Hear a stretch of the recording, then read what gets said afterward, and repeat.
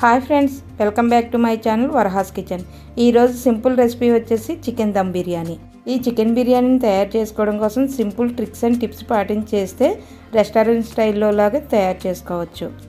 ఒకసారి నా స్టైల్లో తయారు చేసుకుంటే చికెన్ బిర్యానీని చిన్నవాళ్ళ నుండి పెద్దవాళ్ళ వరకు చాలా ఇష్టంగా తింటారు. అలాగే మరలా తయారు చేసుకొని తినాలనిపిస్తుంది. ఇంక లేట్ చేయకుండా తయారీ విధానం ఏమిటో చూసేద్దాము. బిర్యానీని తయారు చేసుకోవడం కోసం ముందుగా మిక్సీ జార్ తీసుకొని 7-8 పచ్చిమిర్చి, గుప్పిడి కొత్తిమీర, గుప్పిడి పుదీనా వేసుకొని మెత్తగా పేస్ట్ చేసుకోవాలి. ఇలా మెత్తగా తయారు చేసుకున్న పేస్ట్ని శుభ్రంగా వాష్ చేసుకుని చికెన్లోకి వేసుకోవాలి. అలాగే ఫ్రెష్గా దంచి పెట్టుకుని 1 టేబుల్ స్పూన్ అల్లం వెల్లుల్లి paste, 1/2 spoon garam masala, 1 spoon salt, 2 spoons కారం, 1/2 స్పూన్ పసుపు, 1 చెక్క నిమ్మరసం, 1 కప్పు పెరుగు వేసుకొని బాగా మిక్స్ చేసుకోవాలి. ఇక్కడ బిర్యానీని తయారు చేసుకోవడం కోసం చికెన్ పీసులను కొంచెం పెద్దగా కొట్టించుకోవాలి. ఇలా అంతా బాగా మిక్స్ చేసుకున్న తర్వాత 1 అరగంట సేపు పాటు నానబెట్టుకోవాలి. మరొక పక్క బిర్యానీని తయారు చేసుకోవడం కోసం 2 గ్లాసెస్ బాస్మతి రైస్ని తీసుకుందాము. ఇక్కడ బాస్మతి రైస్ ప్లేస్లో నార్మల్ రైస్నైనా వాడుకోవచ్చు, కానీ ఆ టేస్ట్ ఫ్లేవర్ కోసం బాస్మతి రైస్ని వాడుకుంటే హోటల్ స్టైల్లో ఉంటుంది. ఇలా తీసుకున్న రైస్ని శుభ్రంగా 3 టైమ్స్ పాటు వాష్ చేసుకోవాలి.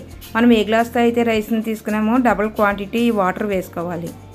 ఇలా వాటర్ వేసుకున్న తర్వాత మనం వీడియోలో చూపించిన విధంగా హోల్ బిర్యానీ స్పైసెస్ అన్నీ వేసుకోవాలి. అలాగే 4-5 సన్నగా కట్ చేసుకున్న పచ్చిమిర్చి, 1 స్పూన్ సాల్టు, 1 స్పూన్ ఆయిల్ వేసుకొని బాగా మిక్స్ చేసుకొని స్టవ్ మీద పెట్టుకొని ఉడికించుకోవాలి. ఈ రైస్ ఉడికేలోపే మరొక స్టవ్ మీద కడాయి పెట్టుకొని 4-5 టేబుల్ స్పూన్ నెయ్యిని వేసుకోవాలి. ఇలా నెయ్యిని వేసుకోవడం వల్ల బిర్యానీ టేస్ట్ అనేది చాలా బాగుంటుంది. ఈ నెయ్యిలోకి 1 కప్పు సన్నగా తరిగిన ఆనియన్స్ని వేసుకొని హై ఫ్లేమ్లో గోల్డెన్ కలర్ వచ్చేంత వరకు వేయించుకోవాలి. ఇలా కలుపుతూ ఆనియన్స్ అనేది వేయించుకుంటే క్రిస్పీగా వస్తాయి.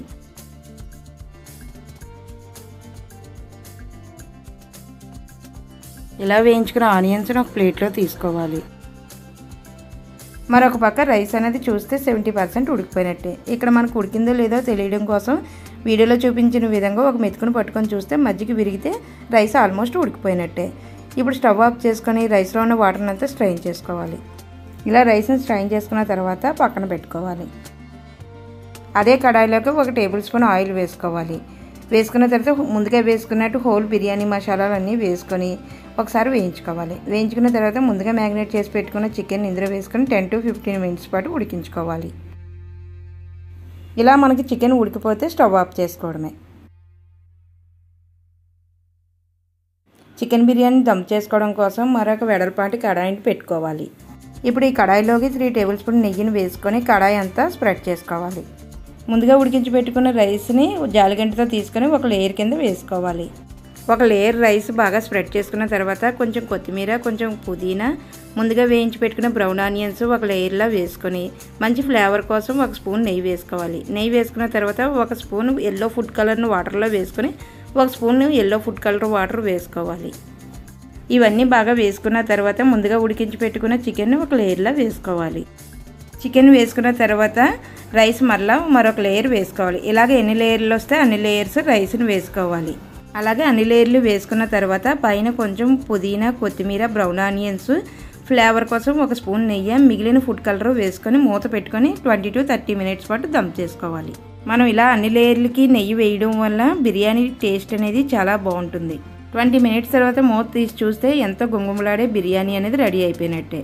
ఇక్కడ మీకు బిర్యానీ అనేది కొంచెం పలుకుగా ఉంటే 5 మినిట్స్ పాటు మూత పెట్టుకుని మళ్ళీ ఉడికించుకుంటే ఎంతో టేస్టీ అయిన బిర్యానీ రెడీ అయిపోయినట్టే. ఇక్కడ బిర్యానీ సర్వ్ చేసుకునేటప్పుడు కింద నుంచి తీసి సర్వ్ చేసుకుంటే బిర్యానీ పీసెస్ అనేవి విరగకుండా పొడిపొడిలాడుతూ వస్తాయి. చూసారు కదా, సింపుల్గా రెస్టారెంట్ స్టైల్లో ఎలా తయారు చేసుకున్నామో. మీరు మీ ఇంట్లో ట్రై చేసి ఎలా వచ్చిందో కామెంట్ చేయండి. ఇలాంటి సింపుల్ అండ్ టేస్టీ రెసిపీస్ కోసం మన ఛానల్ సబ్స్క్రైబ్ చేసుకోండి.